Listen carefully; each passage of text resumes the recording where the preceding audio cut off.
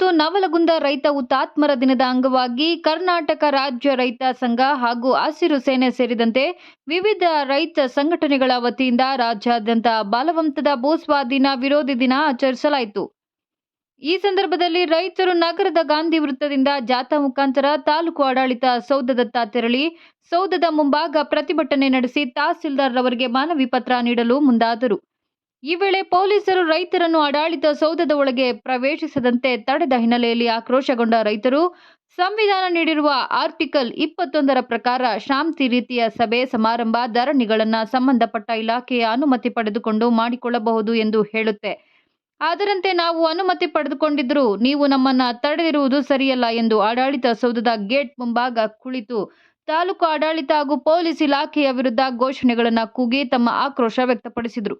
ನಂತರ ಸ್ಥಳಕ್ಕೆ ಆಗಮಿಸಿದ ತಹಸೀಲ್ದಾರ್ ಅವರು ರೈತರೊಂದಿಗೆ ಮಾತುಕತೆ ನಡೆಸಿ ಪ್ರತಿಭಟನಾಕಾರರನ್ನ ಮನವೊಲಿಸಿ ಆಡಳಿತ ಸೌಧದ ಒಳಗೆ ಬಂದು ಮನವಿ ಸಲ್ಲಿಸಲು ಅವಕಾಶವನ್ನ ಮಾಡಿಕೊಟ್ರು.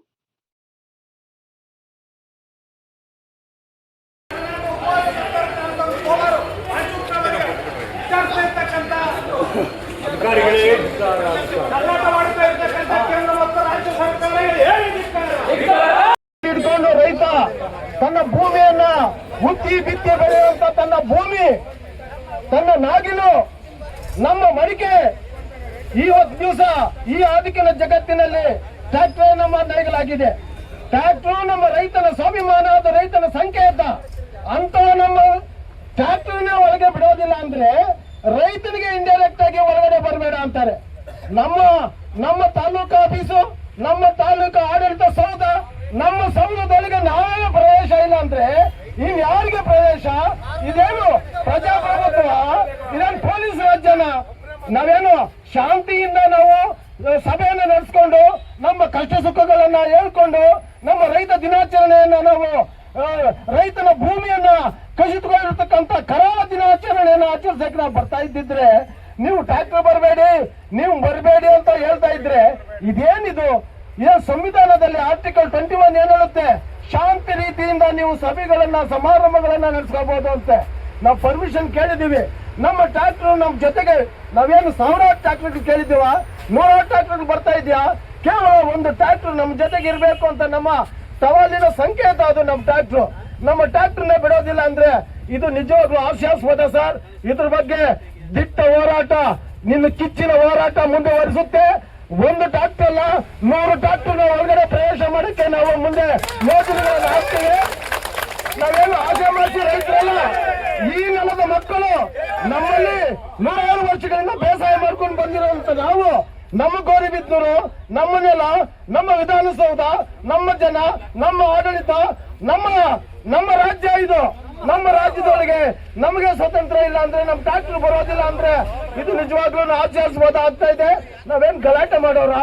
ಏನು ನಾವು ಶಸ್ತ್ರಾಸ್ತ್ರಗಳಿಂದ ಬಂದಿದೀವ? ನಾವೇನು ತಲವಾರುಗಳು ಇಲ್ಲ, ಗೊಡ್ಲಿ ಇಲ್ಲ, ಮಚ್ಚು ಏನಾದ್ರೂ ನಮ್ಮ ಕೈಯಲ್ಲಿದೆಯಾ? ನಮ್ಮ ದಿನಾಚರಣೆಯನ್ನ ನಾವು ಶಾಂತ ರೀತಿಯಿಂದ ಆಚರಿಸ ಮಾಡಬೇಕಾಗಿದ್ರೆ ಯಾಕೋ ನಮ್ಮ ಟ್ರ್ಯಾಕ್ಟರ್ ಒಳಗಡೆ ಬಿಡೋದಿಲ್ಲ ಅಂದ್ರೆ ನಿಜವಾಗ್ಲೂ ಸರ್ ಇದು ರೈತನ ಸ್ವಾಭಿಮಾನವನ್ನ ಕೆಣ್ಕೊಂತದ್ದು. ಇದಕ್ಕೆಲ್ಲ ನಾವು ಸೊಪ್ಪು ಹಾಕೋದಿಲ್ಲ. ಯಾವುದೇ ಕಾರಣಕ್ಕೂ ಶಾಂತ ರೀತಿಯಿಂದ ನಮ್ಮ ಟ್ರ್ಯಾಕ್ಟರ್ನ ಒಳಗಡೆ ಬಿಡಬೇಕು. ನಮ್ಮ ಧರಣಿನ, ನಮ್ಮ ವಿರೋಧವನ್ನ, ದಿನಾಚರಣೆಯನ್ನ ನಾವು ಆಚರಿಸಲೇಬೇಕು ಅಂತ ಈ ಮೂಲಕ ಪೊಲೀಸ್ನವರಿಗೆ ಮನವಿ ಮಾಡ್ಕೊಳ್ತೀವಿ. ಇಲ್ಲ, ಅದಕ್ಕೆ ಅದೇ ಒಂದ್ಸರಿ ಕಾರ್ಯಕ್ರಮ ಆಯಿತು. ಹಳ್ಳಿಗಳಿಗೆ ಎಲ್ಲ ಟ್ರ್ಯಾಕ್ಟರ್ ಅಲ್ಲಿ ಬರಬೇಕು ಅಂದಾಗ ನಮ್ಮ ಅಧಿಕಾರಿಗಳು ಹಳ್ಳಿಗೂ ಬೀಟ್ ಪೊಲೀಸ್ ಕಳಿಸಿ ಆ ಟ್ರ್ಯಾಕ್ಟರ್ ಬರದಂಗ್ ಮಾಡೋದು. ಆದ್ರೆ ಅವತ್ತು 3 ಟ್ರ್ಯಾಕ್ಟರ್ ಬಂದಿದ್ವಿ ಬಸ್ತಾನ್ ವಿಚಾರಕ್ಕೆ. ಇವತ್ತು ನಾವು ಸಾಂಕೇತಿಕ ಒಂದು ಬೈಕ್ ಕಟ್ಕೊಂಡು ಒಂದು ಟ್ರ್ಯಾಕ್ಟರ್ ಬಂದ್ರೆ ಆ ಟ್ರ್ಯಾಕ್ಟರ್ ಬಿಡಲ್ಲ ಅಂದ್ರೆ ಇದು ದೊಡ್ಡ ದುರಂತ. ರೈತರಿಗೆ ಏನು ಹಕ್ಕೆ ಇಲ್ಲ ಅಂತ ಅದೇ ಇಲ್ಲಿ ಕೋಟ್ಗಟ್ಲೆ ವ್ಯವಹಾರ ಮಾಡುವಂತ ಬೆಂಸ್ಕಾರಗಳು ಅವಕ್ಕೆಲ್ಲ ಗೇಟ್ ತೆಗೆದು ನಮಸ್ಕಾರ ಆಗ್ತದೆ. ಆದ್ರೆ ರೈತ ಟ್ರ್ಯಾಕ್ಟರ್ ಬಂದ್ರೆ ನಮ್ಮ ಪೊಲೀಸ್ ಅಧಿಕಾರಿಗೆ ಬಂದು ಟ್ರ್ಯಾಕ್ಟರ್ ಒಳಗೆ ಬರಬಾರ್ದು ಅಂತ, ರೈತರು ಯಾವುದೇ ರೀತಿಯಂತ ವ್ಯವಹಾರಕ್ಕೆ ಹೋಗಿ ಟ್ರ್ಯಾಕ್ಟರ್ ತಗೊಂಡು ಬರಬಾರ್ದು ಒಂದು ಆದೇಶ ಹೊಂದಿದ್ರೆ ರಾಜ್ಯ ಸರ್ಕಾರದಲ್ಲಿ ಟ್ರ್ಯಾಕ್ಟರ್ ತಗೊಂಡು ಆಡಳಿತ ಕಚೇರಿಗೂ, ಇಒ ಆಫೀಸ್ಗೂ, ಸ್ಟೇಷನ್ ಆಫೀಸ್ ಬರಬಾರ್ದು ಅಂತ ಒಂದು ಇದ್ರೆ ಅದು ದಯವಿಟ್ಟು ಕೊಡಿ. ಅದು ನಾವು ರಾಜ್ಯ ಸರ್ಕಾರಕ್ಕೆ, ಯಾಕಂದ್ರೆ ಇವತ್ತು ರಾಜ್ಯ ಸರ್ಕಾರ ಒಂದು ಒಳ್ಳೆ ನಿರ್ಣಯ ತಗೊಂಡಿದೆ. ಏನಪ್ಪಾ ಅಂದ್ರೆ ಹೋರಾಟ ಮಾಡುವಂತವ್ರಿಗೆ ಒಂದು ಮಂತ್ರಿ, ಹೋರಾಟ ಮಾಡೋದಕ್ಕೆ ಒಂದು ಪೋರ್ಟ್ಫೋಲಿಯೋ ಕೊಟ್ಟು ಒಂದು ಸಚಿವನ ಕ್ರಿಯೇಟ್ ಮಾಡಿದ್ದಾರೆ. ನೀವು ಹೋರಾಟಗಾರನ ಹೋರಾಟನ ಮಾಡ್ಬೇಡ್ರಿ, ನಿಮ್ಮ ಗಾಡಿನ ಅಡಿಕೆ ಬಿಡಬೇಡ್ರಿ ಅಂದ್ರೆ ಇನ್ಯಾರು ಬಿಡ್ತೀರಾ?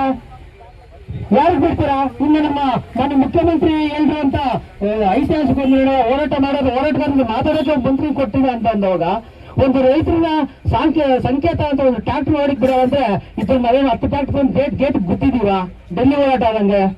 ಮುಂದಿನ ದಿನಗಳಲ್ಲಿ ನಮ್ಮನ್ನು ಈ ತರ ಹತ್ತಿಕ್ಕಿದ್ರೆ ನಾವು ಅದಕ್ಕೆ ಇದಾಗುತ್ತೆ, ತಕ್ಷಣ ಉಗ್ರವಾದ ಹೋರಾಟ ಆಗುತ್ತೆ. ದಯವಿಟ್ಟು ನಮ್ಮ ಟ್ರ್ಯಾಕ್ಟರ್ನ ಹೊಡೆಬಿಟ್ರೆ ನಾವೇನು ಯಾವುದಿಲ್ಲ, ನೀವು ಪಾರ್ಕಿಂಗ್ ಪ್ಲೇಸ್ ಅಲ್ಲಿ ನಿಲ್ಸ್ಕೊಂತೀವಿ, ಅದ್ರ ಮೇಲೆ ಮೈಕ್ ಇಡ್ತೀವಿ. ನಮ್ಮ ಭಾಷಣ, ನಮ್ಮ ಹೋರಾಟ, ನಮ್ಮ ಹಕ್ಕೊತ್ತಾಯಗಳನ್ನ ಮಾನ್ಯ ತಹಸೀಲ್ದಾರ್ ಮುಖಾಂತರ ನಾವು ಜಿಲ್ಲಾಧಿಕಾರಿಗಳು ರಾಜ್ಯ ಸರ್ಕಾರಕ್ಕೆ ಕಳಿಸ್ಕೊಳ್ಳುವಂತ ಕೆಲಸವನ್ನ ನಾವು ಮಾಡ್ತೀವಿ.